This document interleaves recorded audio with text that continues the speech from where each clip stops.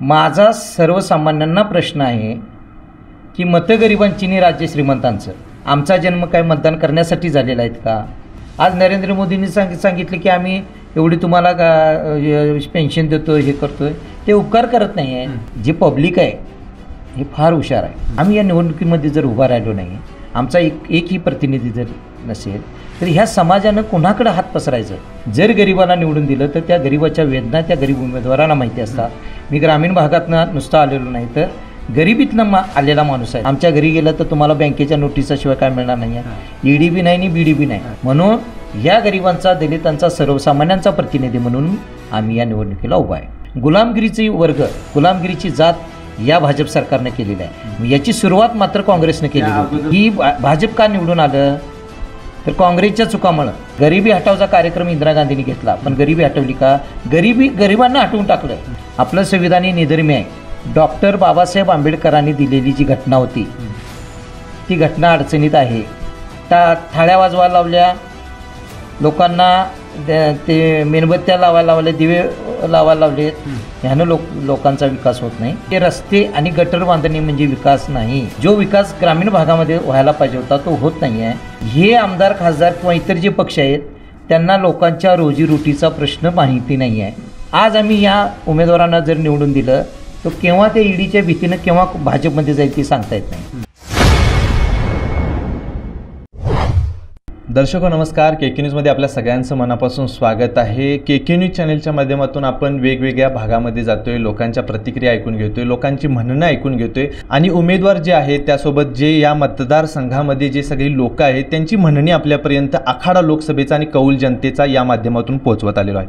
तसं बघायला गेलं तर या लोकसभा मतदारसंघामध्ये दुरंगी लढत अशा पद्धतीची माध्यमांच्याकडून दाखवण्यात येणारी जे काही सगळ्या घटना असतील, बातम्या असतील आणि या बातम्यांच्या माध्यमातून दुरंगी लढत कोल्हापूरमध्ये होणार आहे.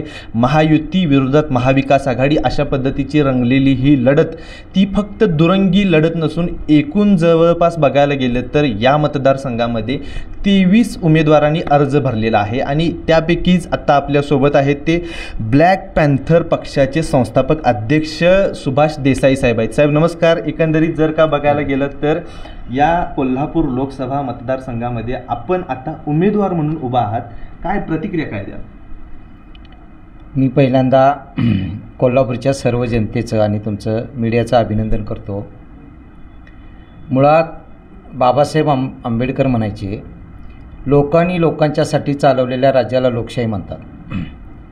भारतीय राज्यघटनेच्या कलम 19 नुसार जी मूलभूत अधिकार जनतेला दिलेले आहेत त्यानुसार मी कोल्हापूर लोकसभेला उमेदवार म्हणून उभं राहिलेलो आहे.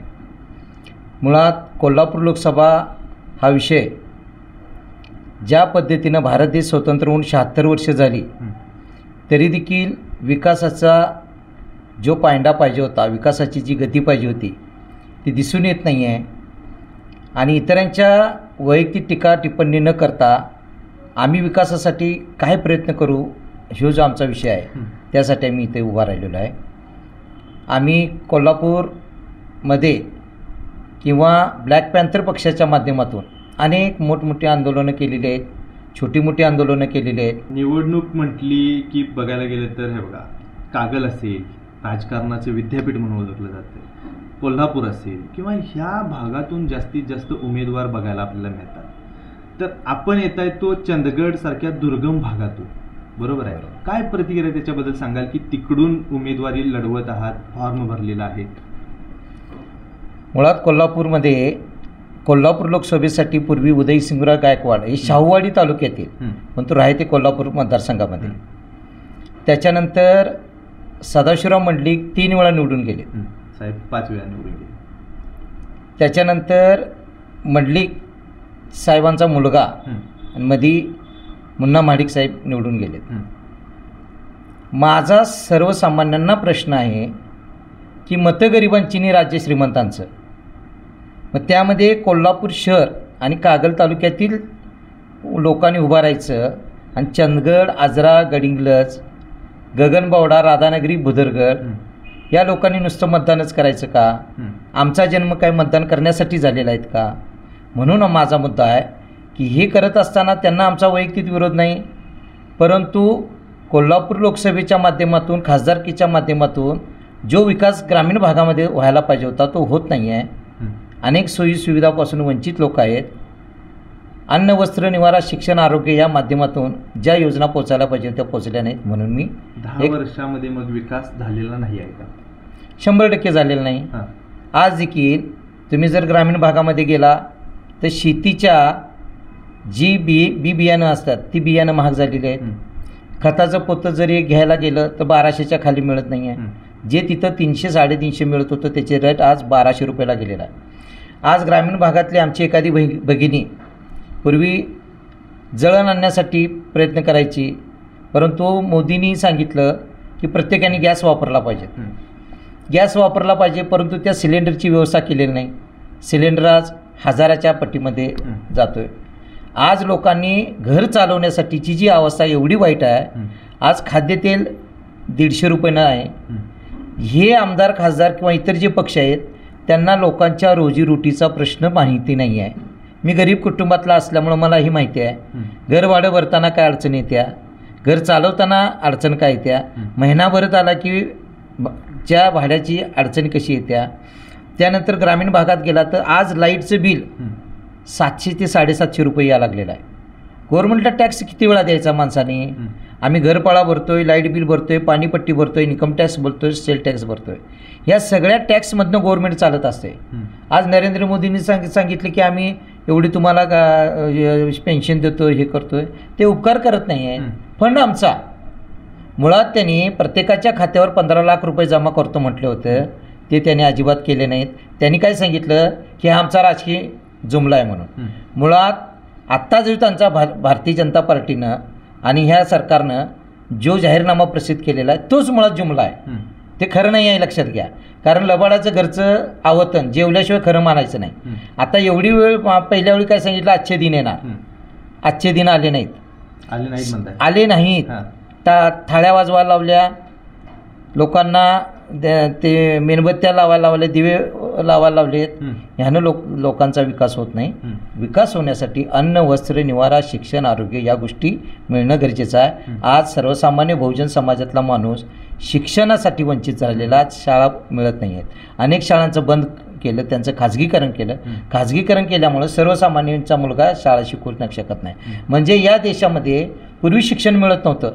म्हणून महात्मा ज्योतिराव फुलेंनी सांगितलं होतं की विद्येविना मती गेली, मतीविना नीती गेली, नीतीविना वित्त गेले, वित्ताविना शूद्र खचले, एवढे सर्व अनर्थ एका अविद्येने केले. म्हणून त्यांनी शिक्षण सुरू केले.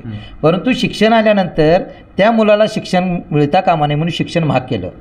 म्हणजे ती कोणत्याही परिस्थितीमध्ये गुलामच राहिली पाहिजेत.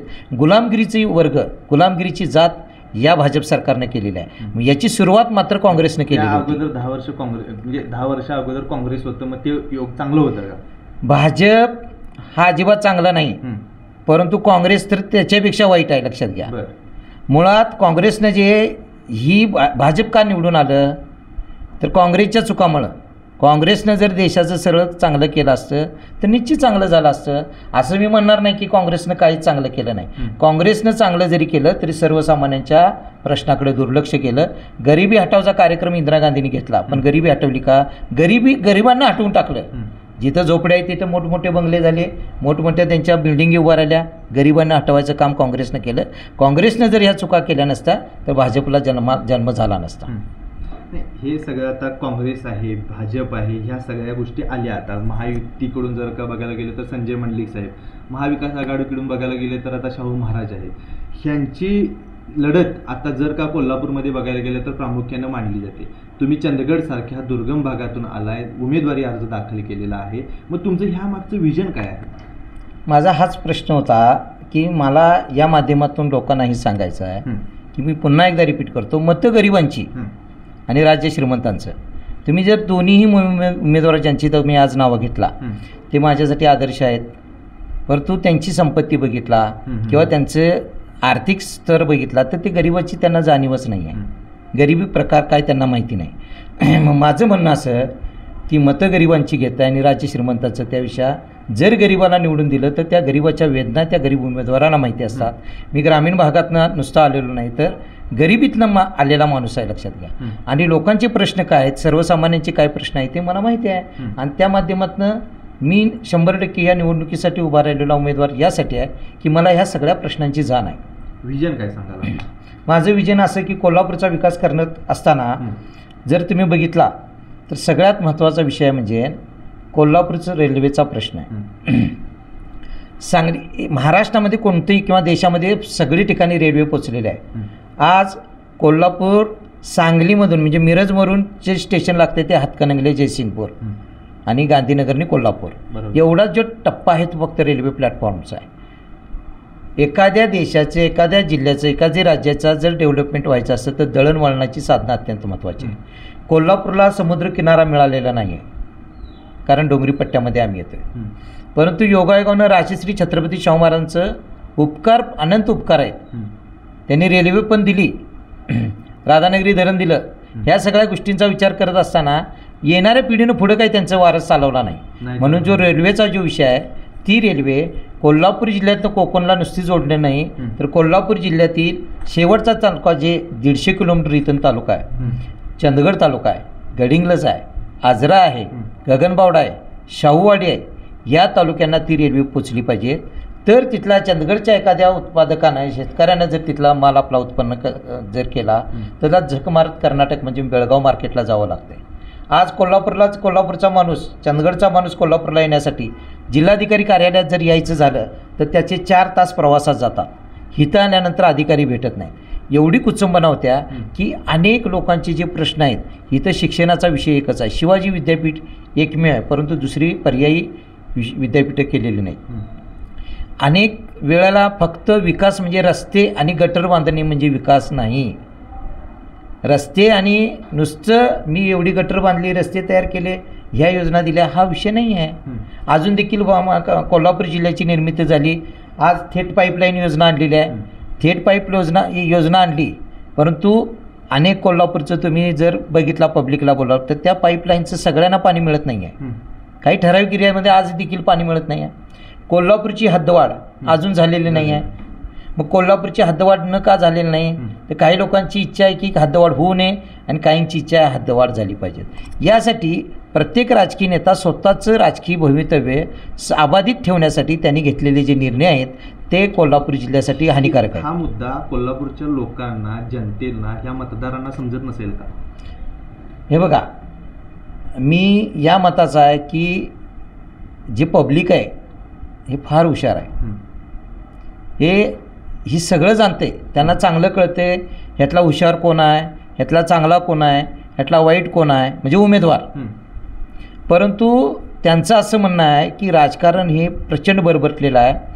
आज तुम्ही जर महाराष्ट्राची अवस्था, महाराष्ट्रापुरतं बोलूया, जो शिवसेनेतनं निवडून गेला तो त्या शिवसेनेत गेला कळालाच नाही आहे.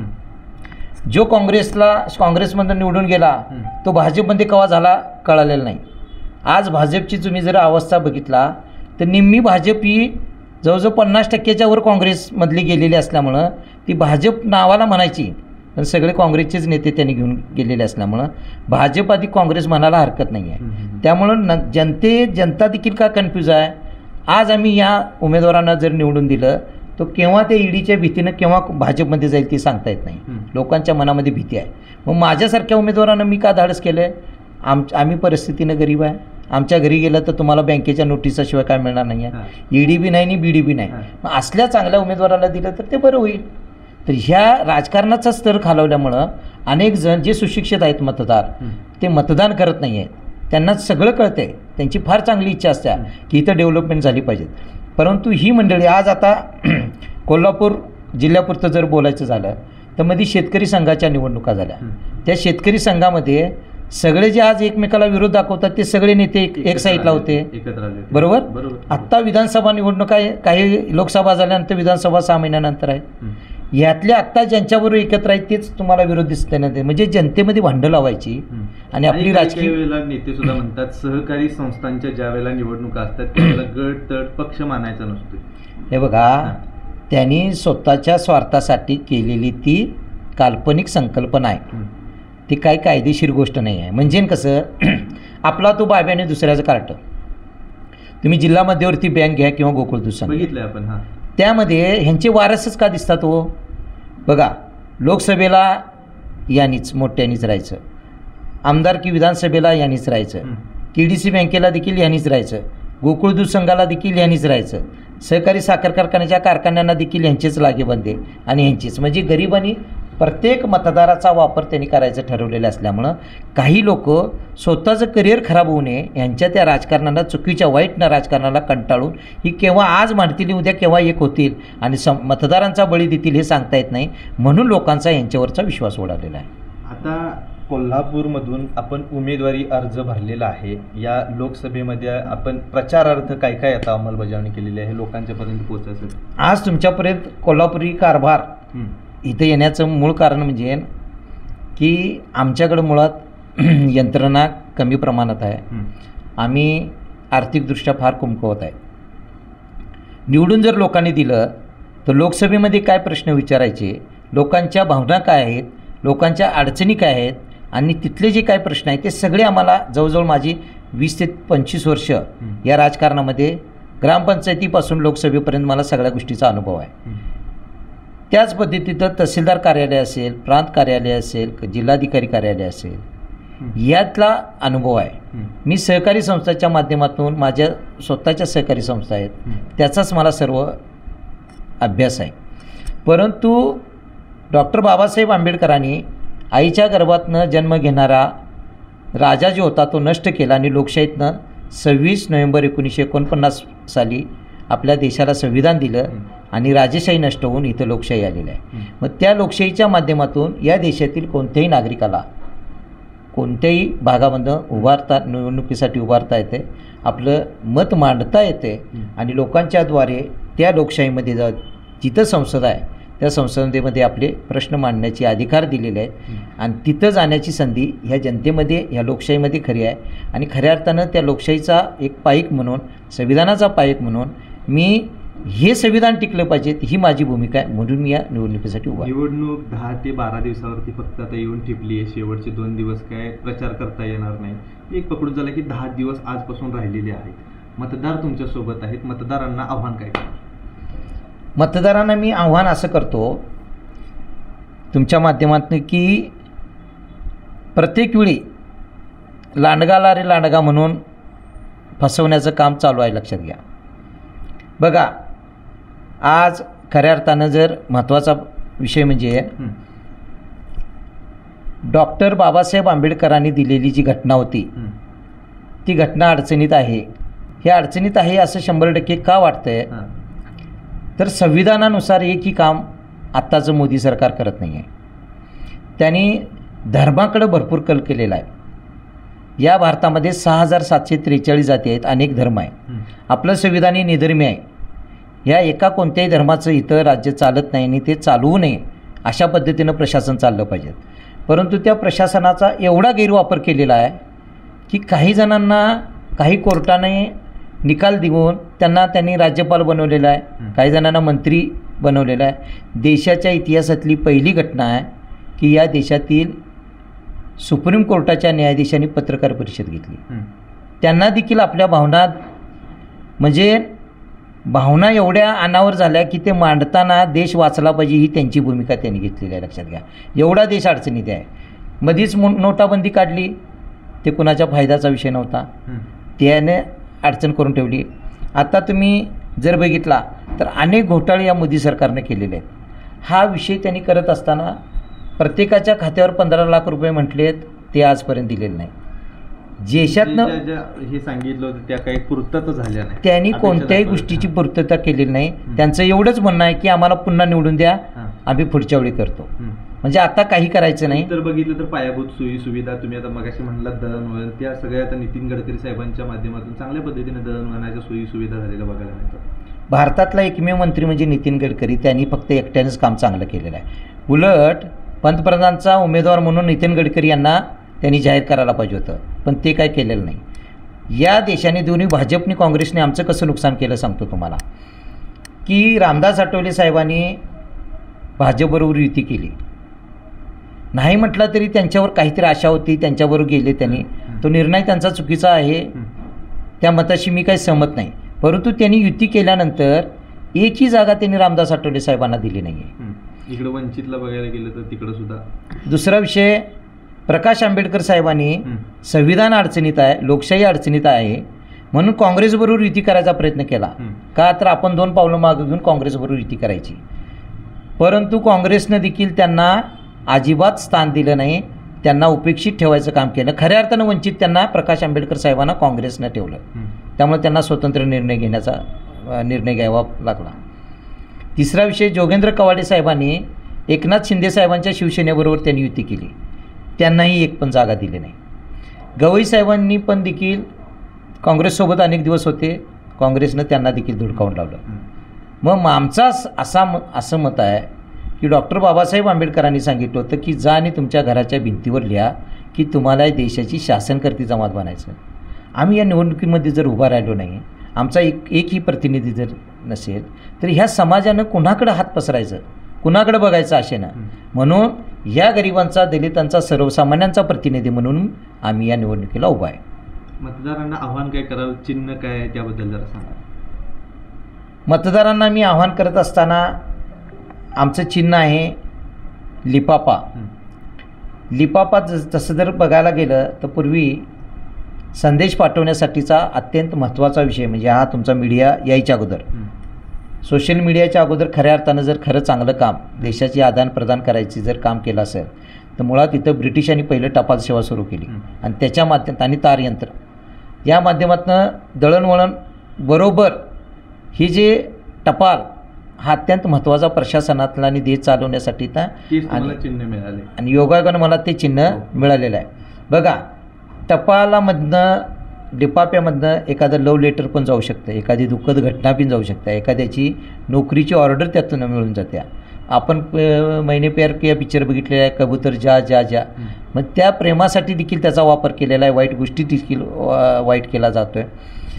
बघा, पूर्वीच्या इतिहासामध्ये म्हटलं जाते की XYZला धरून आणावे म्हणून सांगितलेलं असतं, परंतु त्यांनी त्या लिफाफ्यामध्ये धच्या ऐवजी मा केलं आणि मारून आणावे म्हणून असा लिफाफा त्यांनी पाठवला.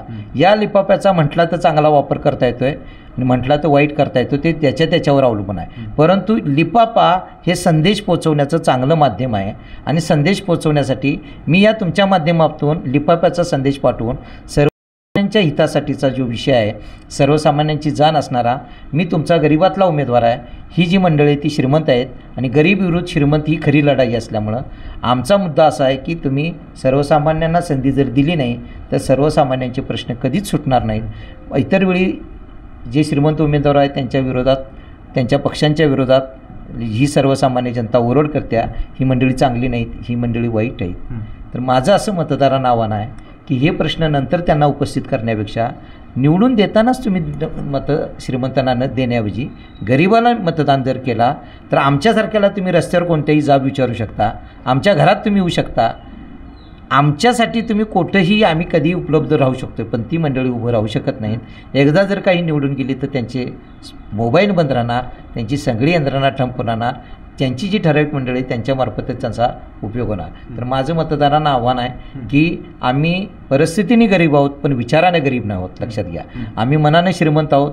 तर माझी भूमिका एवढी आहे, जो तळागाळातील शोषित वर्ग आहे त्यांच्या ज्या अडीअडचणी आहेत त्या सोडवण्यासाठी आम्ही निश्चितच प्रयत्न करू आणि महाराष्ट्राला सगळ्यात अर्थानं, खऱ्या अर्थानं छत्रपती शिवाजी महाराज, महात्मा ज्योतिराव फुले, राजश्री शाहू महाराज, डॉक्टर बाबासाहेब आंबेडकर, साहित्य सम्राट अण्णाभाऊ साठे या महाराष्ट्राची, संत तुकाराम, संत नामदेव, मुक्ताबाई यांचा संतांचा वारसा लाभलेला आहे. जिजाऊ आहेत, रमाबाई आहेत, यांचा सावित्रीबाई फुले आहेत, अहिल्याबाई होळकर आहेत, या मातांचा या महाराष्ट्राला लाभ झालेला आहे. परंतु हे महाराष्ट्र कुठंतरी नेऊन ठेवलेला आहे. जो महाराष्ट्र अलिप्त झालेला आहे, जो महाराष्ट्र लुप्त झालेला आहे, पुरोगामी नावाचा महाराष्ट्र होता, तो महाराष्ट्र आहे असा जिवंत राहण्यासाठी माझी उमेदवारी आहे. तर जनतेच्या मनातील असलेले प्रश्न, लोकांच्या मनामध्ये असलेलं प्रश्न, ते प्रश्न एक मांडून लिफाफ्याद्वारे मी घेऊन ते लोकसभेमध्ये मांडणार आहे आणि हा लिफाफा लोकसभेत जाण्यासाठी तुमची मदत हवी आहे, अशा पद्धतीचं मांडलेलं देसाई साहेबांचं मत. खरं बघायला गेलं तर आखाडा लोकसभेचा आणि कौल जनतेचा या माध्यमातून आपण वेगवेगळे विषय घेऊन येत असतोय. आज जर का बघायला गेलं तर फक्त 2च उमेदवारांच्यावरती कॉन्सन्ट्रेशन न ठेवता अजून हे जे काही नवनवीन उमेदवार आहेत. जवळपास बघायला गेलं तर कोल्हापूर लोकसभा मतदारसंघामध्ये 23 असणारे उमेदवार आणि त्यांच्यापैकीच एक असणारे लिफाफा हे चिन्ह घेऊन निवडणूक लढवणारे सुभाष देसाई साहेब, त्यांनी आज आपल्यासोबत संवाद साधला. खरंच आपल्याला भेटून आज आपल्याशी संवाद साधून खूप भारी वाटलं. बोला की. मी शेवट करत असताना मी तुमच्या माध्यमातून जनतेला आवाहन करतो. सेनापती बापट यांनी असं म्हटलं होतं, महाराष्ट्र मेला तरी राष्ट्र मेले, महाराष्ट्र मेला तरी राष्ट्र मेले, मराठ्याविना राष्ट्र गाडा न चाले, खरा वीर वैरी पराधीनतेचा, महाराष्ट्र आधार या भारताचा. या भारताला खरा अर्थ महाराष्ट्रानं दिलेला आहे, कारण सगळ्यात जास्त उत्पन्न हा कर हा महाराष्ट्र भारताला देतो आहे, लक्षात घ्या. दुसरी गोष्ट, ज्या वेळेला भारत देश स्वतंत्र झाल्यानंतर साहित्य सम्राट अण्णाभाऊ साठे यांनी मोर्चा काढला होता आणि त्या मोर्चामध्ये त्यांनी सांगितलं होतं, ये आझादी झुटी आहे, देश की जनता भुकी आहे. आज तुम्ही एका वर्तमानपत्रामध्ये 59 देशातील जनता 28.2% आजही भूकबळीनं संध्याकाळी 2 वेळचं त्यांना जेवण मिळत नाही. ही वास्तवता आहे. हा युनोनं जाहीर केलेला हंगर इंडेक्स हा अहवाल आहे, लक्षात घ्या. मग युनोसारखी जागतिक संघटना याच्यावर विचार करत्या. हे आत्ताचे उमेदवार गरिबीवर काय बोलत नाहीत. आत्ता अनेक ठिकाणी जाती दंगली घडतात, त्याच्यावर काय बोलत नाहीत. आज देखील भीमा कोरेगावचे आमच्यावर गुन्हे दाखल आहेत, 1800 जणांच्यावर गुन्हे दाखल आहेत. भारतीय राज्यघटनेच्या कलम 14 कायदा सर्वांना समान असताना त्याकडे दुर्लक्ष केलं जातं आहे. ह्या ज्या गोष्टी आहेत ह्या अत्यंत महाराष्ट्राच्या अहिताच्या आहेत. ज्या महापुरुषांनी एवढं संघर्ष केलेला आहे त्याचा विचार कुठेही केला जात नाही आहे, लक्षात घ्या. म्हणून माझा मुद्दा एवढाच होता की ह्या गोष्टीचा विचार करत असताना आम्ही एवढंच म्हणतो की ज्या पद्धतीने या महाराष्ट्राचा विकास व्हायला पाहिजे होता त्या पद्धतीनं विकास होत नाही आहे आणि ते होण्यासाठी जनतेनं जागं झालं पाहिजे. जनता जोपर्यंत जागरूक होत नाही आहे ती शहाणी आहे. त्यांनी जागरूक म्हणजे राजकीयदृष्ट्या जागृत होत नाही आहे. त्यांनी राजकारणाला दुय्यम स्थान दिलं, ते जोपर्यंत बंद होत नाही तोपर्यंत मताचा टक्केवारी वाढत नाही तोपर्यंत चांगली माणसं निवडून जाणार नाही. तर त्यासाठी तुमची ही उमेदवारी आमची. तर हा व्हिडिओ तुम्हाला कसा वाटला हे आम्हाला कमेंट करून जरूर कळवा. KK न्यूज चॅनेलसाठी कॅमेरामन वैभव पाटील यांच्यासह मी अभिजित. धन्यवाद. अशाच नवनवीन अपडेट पाहण्यासाठी आमच्या KK न्यूज चॅनेलला सबस्क्राईब करा.